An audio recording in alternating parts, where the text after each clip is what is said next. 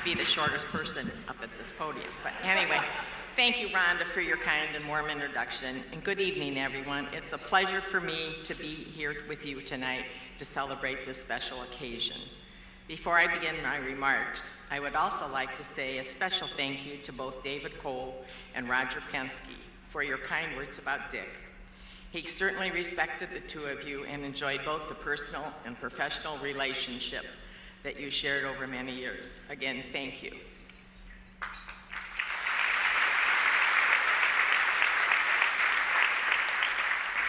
On behalf of my late husband and our entire family, I would like to extend sincere appreciation and gratitude to the Automotive Hall of Fame, Chairman Ramsey Hermes, and its members for recognizing Dick's contributions over his long career in the automotive industry by selecting him as a member of the 2019 Hall of Fame class. Dick would have been extremely honored as well as humbled to learn of this achievement. Oh, how I wish he was here himself to accept it. Needless to say, his entire family is very, very proud.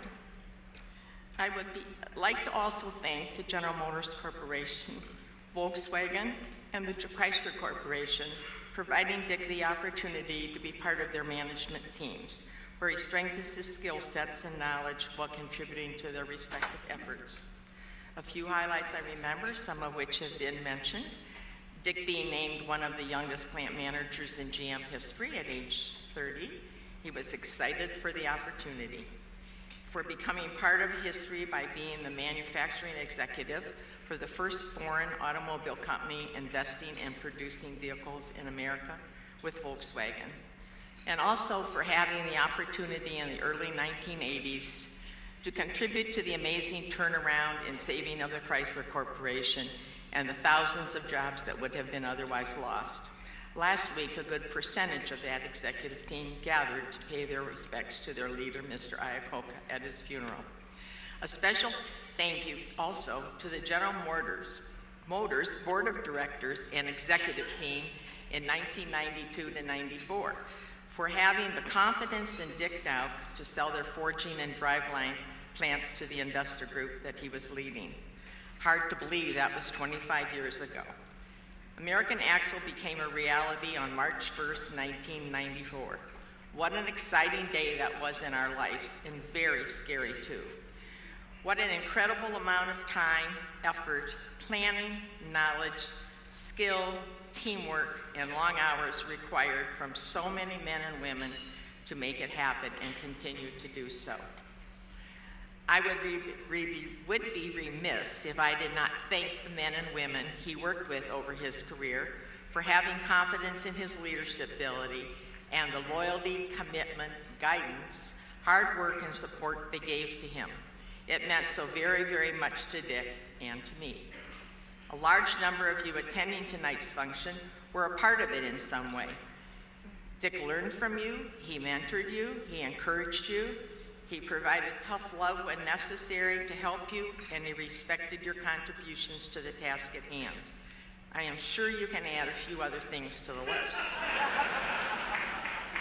Dick's early life, like all our lives, was shaped by his growing up years. He was raised on a farm, as Roger mentioned. He learned how to work early in his life doing age-appropriate chores. Of course, his older brothers always harassed him that he was just doing girl chores like their sister. They definitely helped in developing Dick's strong work ethic, determination, and toughness, just trying to keep up with the big brothers. There are lots of hilarious stories about the Dauch boys' youthful adventures, which seemed to get better the more they were repeated, but not tonight.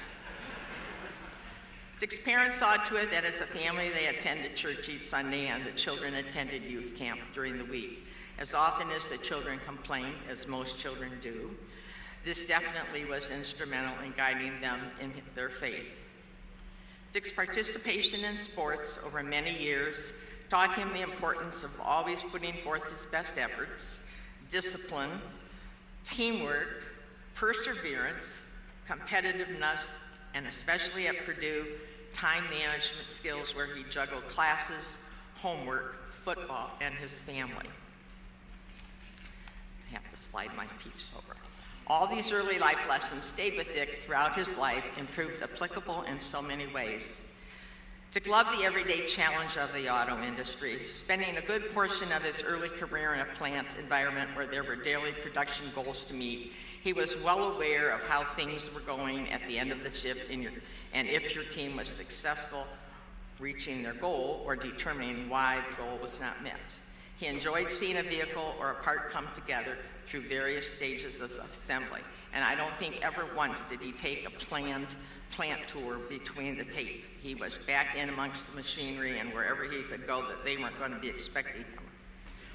Even as the CEO, Dick enjoyed spending time in the plants, talking with the associates, most of them he called by name, asking questions and inquiring about their families.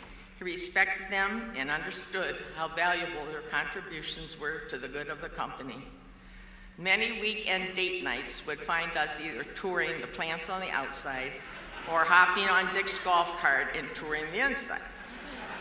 Of course, he would come up with a list that I was to write down so he could discuss it with some poor soul Monday morning.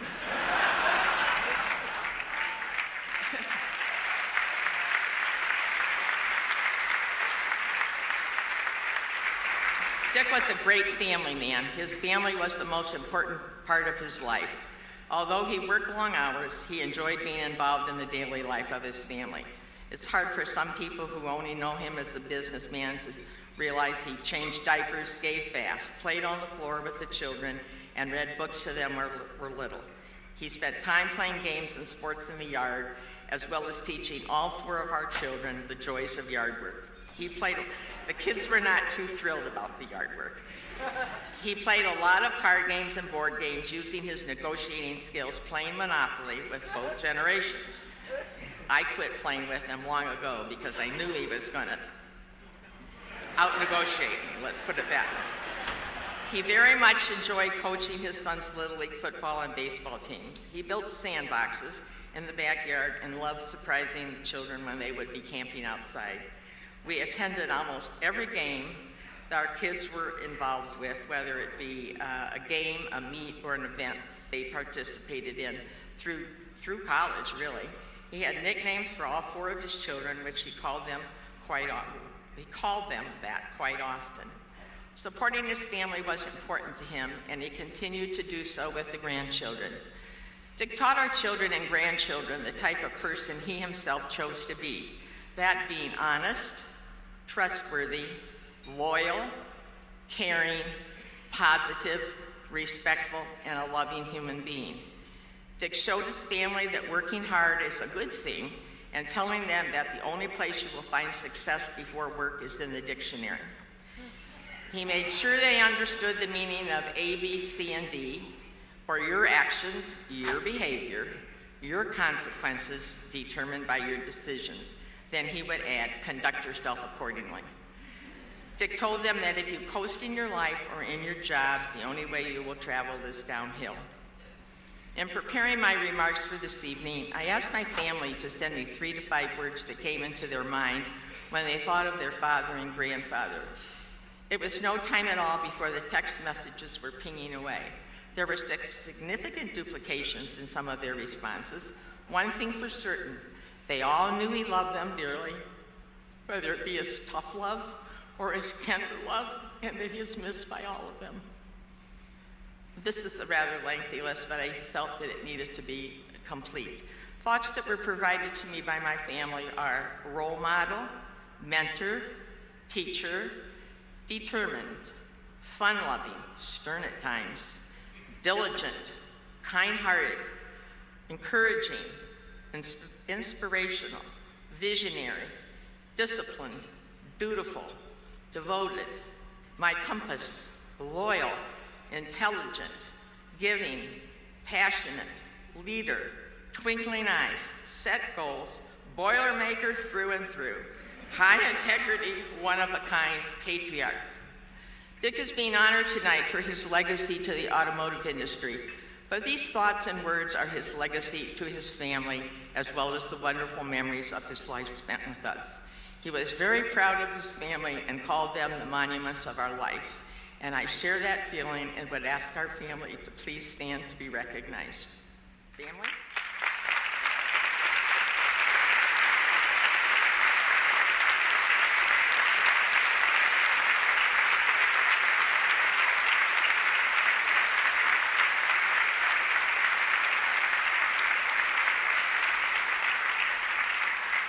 Thank you. They're a great family, and I couldn't be prouder of them, and they did my life work other than supporting Dick. And we are a big family. We have 16 grandchildren, well, 4 children, 16 grandchildren, and 9 great-grandchildren, and 2 more due in October. And as my father said to him when my parents found out that we were expecting twins, and the oldest one was 4 and the other one was 7 months, he said, "Dick, you really don't have to take production home with you." So he didn't listen, obviously. So anyway, besides Dick's family and his work responsibilities, he also accepted leadership roles within the Detroit community and elsewhere, serving on many organization boards. You would have seen him at the Boys and Girls Clubs, Scouting, United Way, Detroit Regional Chamber, the Detroit Renaissance, now the Business Leaders for Michigan, Focus Hope, Junior Achievement, Purdue and Ashland University, as well as others. Dick was also a member of the Michigan Manufacturers Association for many years, as well as the National Association of Manufacturers, where he served as chairman for 18 months. Dick was instrumental in helping create a manufacturing curriculum at programs at several universities, as Roger mentioned, at Purdue, MIT, and Lehigh. And he felt that it was so very important to educate young people about the importance of manufacturing for the well-being of our country. Perhaps there was no place to learn more about manufacturing that is what is lovingly referred to as the University of Holbrook, which you'll find on the American Axle plant site, where Dick Dauch was the head professor. He was so very much enjoyed mentoring young talent, guiding them as they grew into strong, knowledgeable manufacturer leaders. He was proud of each and every one of them and what they had accomplished, where it could take them, and where it has taken them. He felt a need to share the knowledge he had learned over a long career by teaching and writing 2 books, Passion for Manufacturing and American Drive, which reflect Dick's enthusiasm for manufacturing. I guess to sum it up, I would say he loved what he did, and he did what he loved. Dick was a proud American. He believed in its goodness and its ability to accomplish what the country put its mind to. Although Dick's life was shorter than any of us expected it to be, it was a life well lived that included many contributions and accomplishments. I feel blessed to have shared it with him for 53 years. In closing, I would once again like to thank the members of the Automotive Hall of Fame for honoring Dick as a 2019 inductee, as well as to thank the staff for all their efforts in making this such a memorable evening. In addition, I would like to congratulate the other members of the 2019 class who I had a chance to meet today, and to acknowledge their contributions to this dynamic industry. Thank you for the wonderful honor you have given my husband and our family. Thank you.